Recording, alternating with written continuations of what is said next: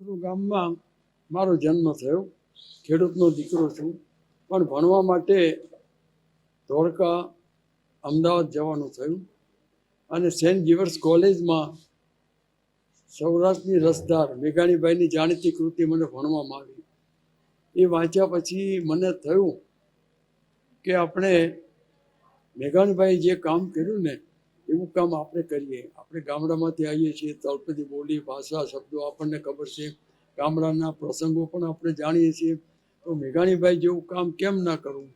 બસ એક જ વાતનું રટણ લાગી ગયું એટલે બીજું બધું જ વાતને પડતી મૂકીને લોક સાહિત્ય તરફ હું વળી ગયો અને અમારા બાલ વિસ્તારમાં ફરી ફરીને લોકકથાઓ મેં ભેગી કરવા માંડી. એ કથાઓને લઈને એનું બાલ પ્રદેશની લોકકથાઓ મારું પુસ્તક થયું. પણ પુસ્તક થતાં પહેલાં 1964માં ભારત પાકિસ્તાનની વોર થઈ. એ વખતે આકાશવાણીએ મને શૌર્ય કથા લખવાનું સોંપ્યું કે તમે આપણા ગામડામાં જે શૌર્ય કથાઓ છે સુરાતનની, જે સરહદી વિસ્તારના ભાઈઓને કંઈક આમ સુરાતન ચડે એવી કથાઓ તમે લખો. હવે એ વખતે તો કે આપણે નવી કલમ એટલે એટલા બધા એક્સપર્ટ તો નહોતા, પણ મેં પ્રયત્ન કર્યો અને મારી પહેલી જ કૃતિ શૌર્ય કથા આકાશવાણીના સ્ટેશન ડિરેક્ટરને ગમી અને પછી દર અઠવાડિયે મારી એક શૌર્ય કથાઓ આકાશવાણી ઉપર રજૂ થવા માંડી. એમ લગભગ 20 જેટલી મારી શૌર્ય કથાઓ આકાશવાણી ઉપર પ્રસારિત થઈ.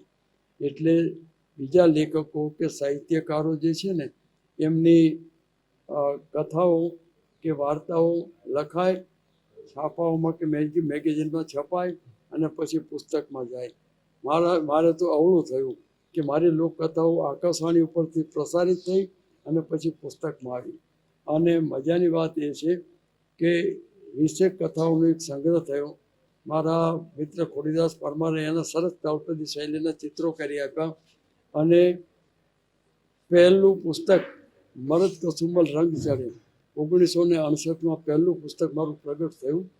એ વખતે પૂજ્ય મોટા એમનું 75 વર્ષનું અમૃત મહોત્સવની ઉજવણી એમની ચાલતી હતી. એટલે પૂજ્ય મોટા આપણા ગુજરાતના બહુ મોટા સંત થઈ ગયા. એ પૂજ્ય મોટાના અભિવાદન સમારોહમાં મારું પુસ્તક મરદ કસુંબલ રંગ ચડેનું ટાઉન હોલમાં લોકાર્પણ થયું. ત્યારે મને એમ હતું કે એકાદ પુસ્તક કરીશું તો ઘણી મોટી વાત થશે. તો એ પછી પૂજ્ય મોટાના આશીર્વાદ કહો કે જે કહો તે, એ પછી સાહેબ સરસ્વતીની આરાધના ચાલતી રહી. એક પછી એક પુસ્તકો પ્રગટ થતા રહ્યા અને આજે લોક સાહિત્ય, લોક સંસ્કૃતિ, લોક કલા, લોક જીવન. મેઘાણીભાઈ તો સારા કવિ હતા, નાટકકાર હતા, સાહિત્યકાર હતા અને એમણે ચારણો આ બધી ઉપર ઘણું કામ કર્યું. પણ ગુજરાતનું ગીત, સંગીત, નૃત્ય આ બધા ક્ષેત્રો મને થયું કે થોડાક ઓછા ખેડાયેલા છે. એટલે પછી ગીત, સંગીત, નૃત્ય આ બધા ક્ષેત્રમાં મેં લખવાનું શરૂ કર્યું અને આજે સરસ્વતી માતાના ચરણોમાં 110 ઉપરાંત પુસ્તકો હું આજે ગુજરાતને ભેટ આપી શક્યો છું. એમાંના ઘણા બધા પુસ્તકો યુનિવર્સિટીઓમાં પણ ટેક્સ્ટ બુક તરીકે ચાલે છે, જીપીએસસીમાં પણ રેફરન્સ બુક તરીકે મારું પુસ્તક ચાલે છે. 6મા 10મા ધોરણના ગુજરાતી પાઠ્યપુસ્તકોમાં પણ મારા પાઠ ચાલે છે. એ રીતે આ મારું લોક સાહિત્યનું ખેડાણ થયું.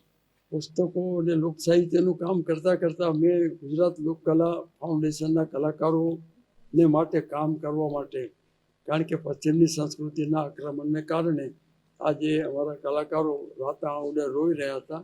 એના આંસુ લૂછવાના યત્કિંચિત પ્રયત્નોમાંથી ગુજરાત લોકકલા ફાઉન્ડેશનની સ્થાપના કરી અને એ પછી લોક કલાકારોના કાર્યક્રમો કરવાની અમે શરૂઆત કરી અને ગામડાની ધરતીની ધૂળમાં રમવાવાળા બધા લોક કલાકારોના દેશ પરદેશમાં ખૂબ કાર્યક્રમો કર્યા. એ દરમિયાન મને ભારત સરકારે પદ્મશ્રી એવોર્ડ એનાયત કર્યો અને એ પ્રસંગે મને જે કંઈ મારું 60 વર્ષનું પ્રદાન હતું એને કારણે પદ્મશ્રી એવોર્ડ મને મળ્યો. અને એ પછી માન સન્માન એટલા બધા ચાલતા રહ્યા કે એવોર્ડ્સ, ફોટોગ્રાફ્સ, મેમેન્ટો, પુસ્તકો અને ઘણી બધી ચીજો, ચિત્રકારોના ચિત્રો ખૂબ મને પ્રેમથી મળતા રહ્યા. એટલું બધું કલેક્શન થયું, કારણ કે હું તો પ્રાચીન ભારતીય સંસ્કૃતિનો વિદ્યાર્થી હતો. એટલે મને થયું કે આ બધી વસ્તુઓ એક જગ્યાએ સચવાઈ જાય એના માટે ઉત્તમ તો મ્યુઝિયમ સિવાય બીજે કશે રહે નહીં. અમદાવાદમાં મ્યુઝિયમ કરી શક્યો હોત, પણ મને થયું કે ભાઈ હું તો આજે લોકકલાનું કામ કરતાં કરતાં દિલ્હી સુધી પહોંચ્યો, પણ મારા વતન માટે મારું શું પ્રદાન.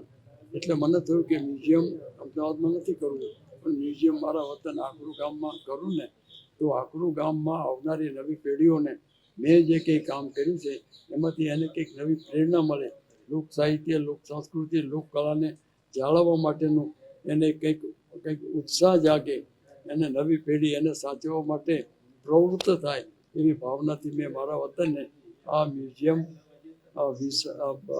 વિરાસત આજે સમર્પિત કર્યું છે. ચૂરુમાં મેઘાણીભાઈએ સાહેબ આપણું જે કામ કર્યું ને, એવું મેઘાણીભાઈના કામમાંથી પ્રેરણા લઈને નગરશ્રી ચૂરુમાં એ લોકોએ લોક સાહિત્યનું ખેડાણ શરૂ કર્યું. એ વખતે મારું લોકજીવનના મોતી પુસ્તક પ્રગટ થયેલું, અને એ લોકજીવનના મોતી પુસ્તકને નગરશ્રી ચૂરુ તરફથી પહેલું મેઘાણી સુવર્ણચંદ્રક 1978માં મને પ્રદાન થયો. એ મારું પહેલું મોટું માન સન્માન, 1 તોલાના સુવર્ણચંદ્રકથી મારું સન્માન થયું ને, એ મારું પહેલું મોટું સન્માન.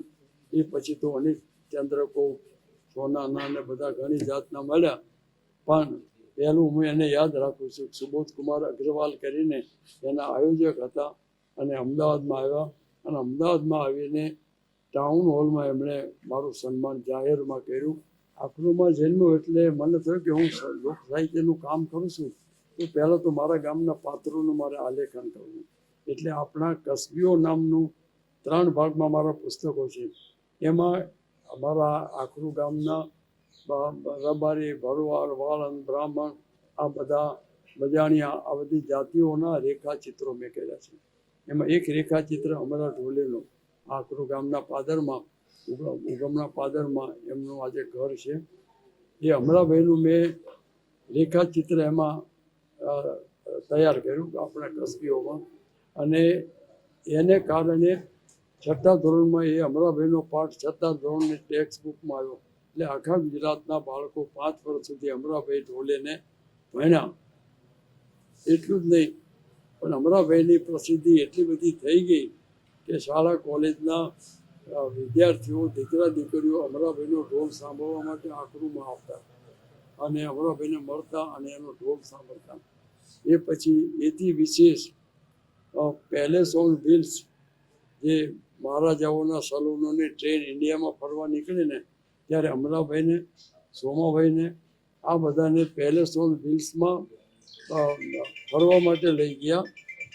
એણે શું કરવાનું કે ત્યાં સ્ટેશન આવે ત્યાં ઉતરીને ઢોલ શરણાઈ વગાડવાનું, ટ્રેન ઉપર એટલે બેસી જવાનું. એ અમરાભાઈ આખું ઓલ ઇન્ડિયા પેલેસ ઓન વ્હીલ્સમાં ફરી આવ્યા. મેં તો હજી અડધું ઇન્ડિયા નથી જોયું. જૈન લોકોના વરઘોડામાં પણ અમે અમરાભાઈને લઈ ગયેલા. હિતરુચિ વિજયજી મહારાજ સાહેબનો વરઘોડો તો એમાં 1000 કલાકારોમાં અમરાભાઈ પણ હતા. એટલે મહારાજ સાહેબે એને બોલાય કે અમરાભાઈ આવે છે. મેં કહ્યું હા. તો અમરાભાઈ જઈને હાથ જોડીને ઊભા રહે. મહારાજ સાહેબ કે અમરાભાઈ, મારી દીક્ષામાં તમે આવ્યા, ધન્ય થઈ ગયું.